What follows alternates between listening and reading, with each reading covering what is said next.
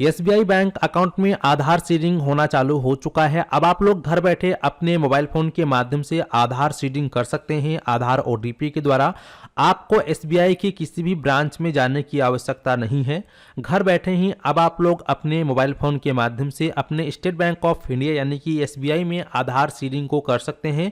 या फिर अगर आपका आधार सीडिंग किसी और बैंक में लिंक है और आप स्टेट बैंक ऑफ इंडिया यानी कि एसबीआई बैंक में आप आधार सीडिंग करना चाहते हैं तो भी आप लोग कर सकते हैं। यानी कि एक बैंक से दूसरे बैंक में भी आप लोग आधार डीबीटी को सक्रिय कर सकते हैं।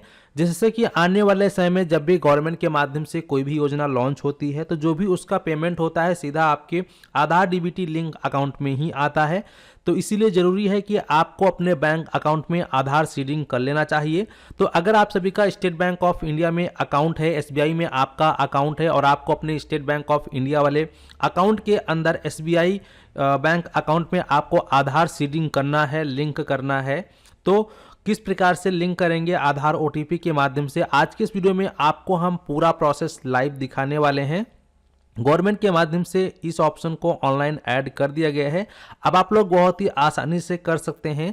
तो जिस मोबाइल फ़ोन के माध्यम से आप लोग हमारे इस वीडियो को देख रहे हैं उसी मोबाइल फ़ोन के माध्यम से आप लोग अपने एसबीआई बैंक अकाउंट में आधार सीडिंग को कर सकते हैं ओटीपी के द्वारा। तो चलिए शुरू करते हैं और जानते हैं कि किस प्रकार से हम लोग घर बैठे बिना बैंक जाए कर सकते हैं मात्र 5 मिनट के अंदर, और तुरंत ही आपके बैंक अकाउंट में आधार सीडिंग कंप्लीट भी हो जाएगा। तो वीडियो में आगे बढ़ने से पहले आपसे एक छोटी सी रिक्वेस्ट है कि अगर आप चैनल पे पहली बार आए हैं तो फटाफट चैनल को सब्सक्राइब कर लीजिए, साथ ही साथ नोटिफिकेशन बेल आइकन को ऑल पे क्लिक करके ऑन कर लीजिएगा ताकि आपको इसी प्रकार की इन्फॉर्मेटिव वीडियो मिलती रहे। तो चलिए शुरू करते हैं।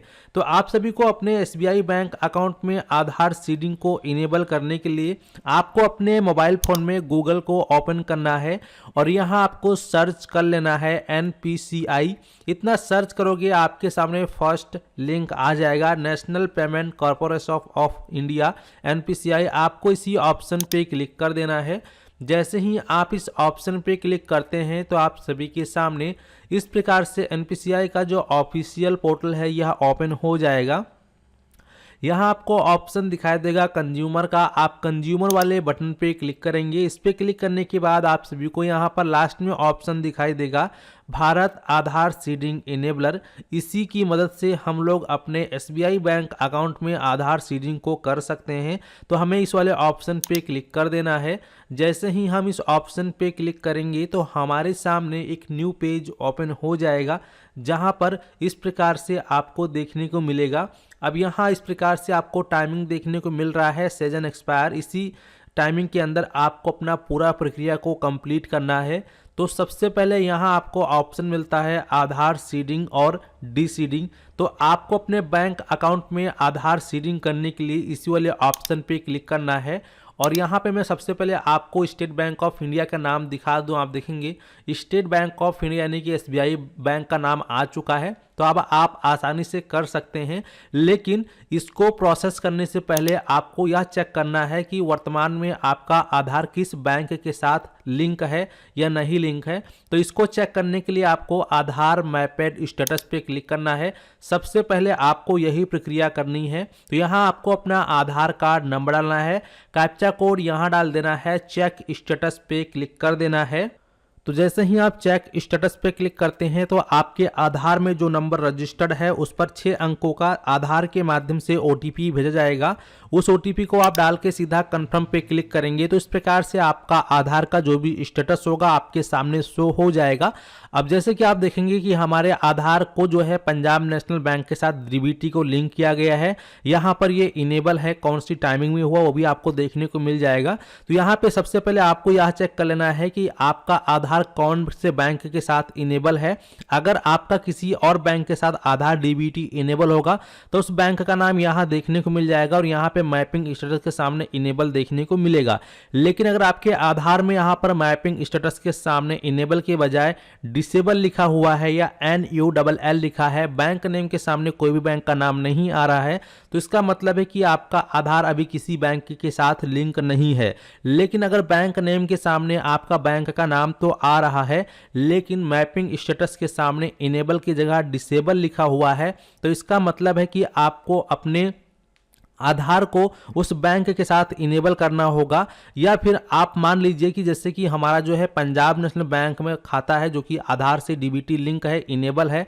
अब हमें पंजाब नेशनल बैंक से हटाकर हमें स्टेट बैंक ऑफ इंडिया यानी कि एसबीआई बैंक में आधार डीबीटी को इनेबल करना है, तो हम किस प्रकार से करेंगे। या फिर अगर आपका नाम बैंक का नाम है ही नहीं, यहाँ पे आपका यहाँ पर कुछ नहीं दिखा रहा है, ठीक है, तो ऐसे में आप किस प्रकार से अपना नया बैंक अकाउंट डीबीटी को ऐड करेंगे। इसके लिए आप आधार सीडिंग या डी सीडिंग ऑप्शन पे क्लिक करेंगे और यहाँ पे कंफर्म ऑप्शन पे क्लिक करेंगे। तो यहाँ पे सबसे पहले आपको अपना आधार कार्ड नंबर डाल देना है। रिक्वेस्ट फॉर आधार यहाँ आपको देखने को मिलेगा 2 ऑप्शन, तो आपको सीडिंग पे क्लिक कर देना है। इसके बाद सबसे पहले आप यहाँ पे अपना बैंक चयन करेंगे। जैसे कि आपको अगर अपने एसबीआई बैंक अकाउंट में सीडिंग करनी है तो आप स्टेट बैंक ऑफ इंडिया को सेलेक्ट कर लेंगे। अब लगभग सभी बैंकों के नाम यहाँ पे आ चुके हैं, तो जिस भी बैंक में आपको आधार सीडिंग करनी है वो अपना बैंक सेलेक्ट कर लोगे। इसके बाद सीडिंग टाइप में आपको 3 प्रकार के ऑप्शन देखने को मिलेंगे। पहला ऑप्शन है फ्रेश सीडिंग। तो जैसा कि मैंने अभी आपको बताया कि जब आप अपना स्टेटस चेक करते हैं और स्टेटस चेक करते समय अगर वहां पे कोई बैंक का नाम नहीं शो कर रहा है, ठीक है, तो इसका मतलब है आप फ्रेश सीडिंग पे क्लिक करेंगे।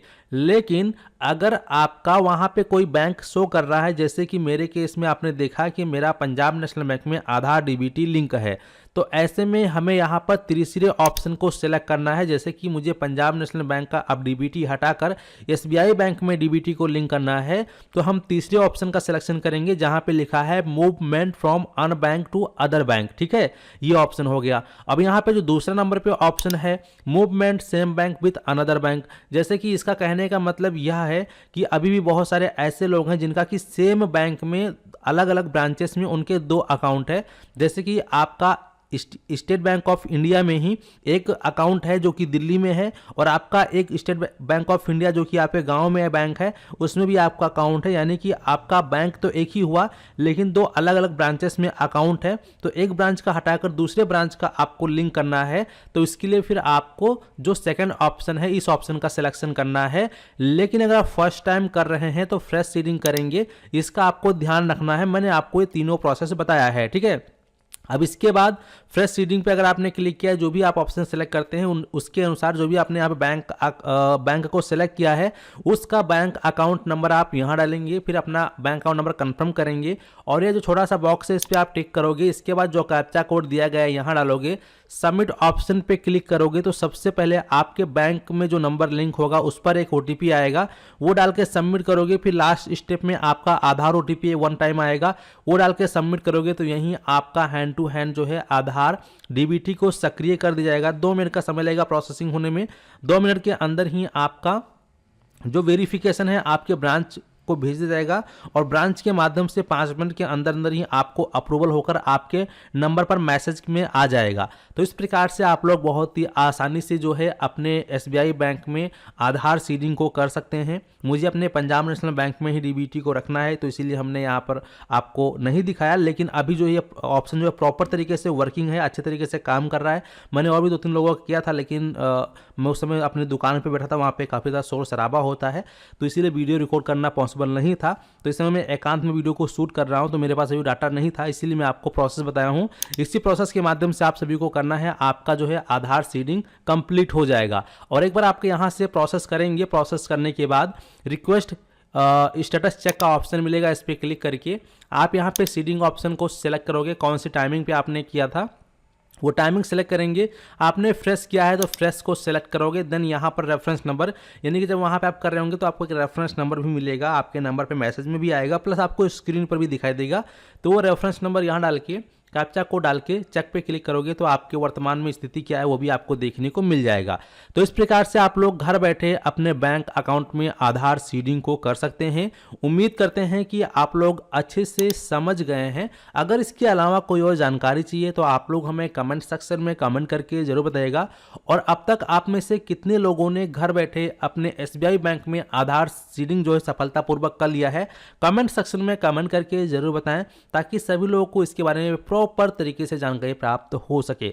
चलिए मिलते हैं आपको एक नए वीडियो में। इस वीडियो को यहीं समाप्त करते हैं। धन्यवाद।